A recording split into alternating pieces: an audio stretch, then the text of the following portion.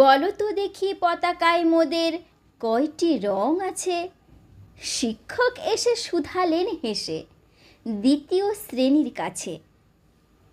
একসাথে মিলে সব ছেলে বলে চিৎকার করে জোরে, 3টি বর্ণ রয়েছে রাঙানো জাতীয় পতাকা জুড়ে। শ্রেণীর পেছনে ব্রেঞ্চের কোণে শিশু ছিল এক বসে। পতাকার মাঝে 5 রং আছে, বলল সে মৃদু ভাষে। তার কথা শুনে বাকি শিশুগণে হেসে খায় লুটোপুটি। শিক্ষক রেগে বললেন হেঁকে, বোঝাও কি করে 5টি?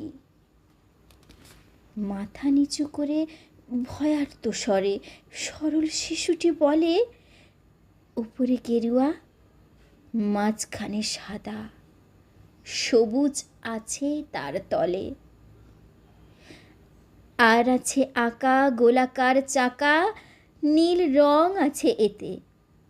শিক্ষক বলে, এটিকে ধরলে তবুও হচ্ছে 4টে। অবোধ শিশুটি বলল তখন, রং আছে আর এক, লাল লাল ছোপ দাগ দেখা যায় ওই পতাকার মাঝে। বাবাকে যখন আনলে ওরা কফিনের ঢাকা খুলে, জড়ানো রয়েছে দেওখানা তার পতাকা আর ফুলে। রক্তের দাগে ছিল লাল ছোপ ওই পতাকার মাঝে। এই নিয়ে মোট হলো 5টি। এবার তো ঠিক আছে।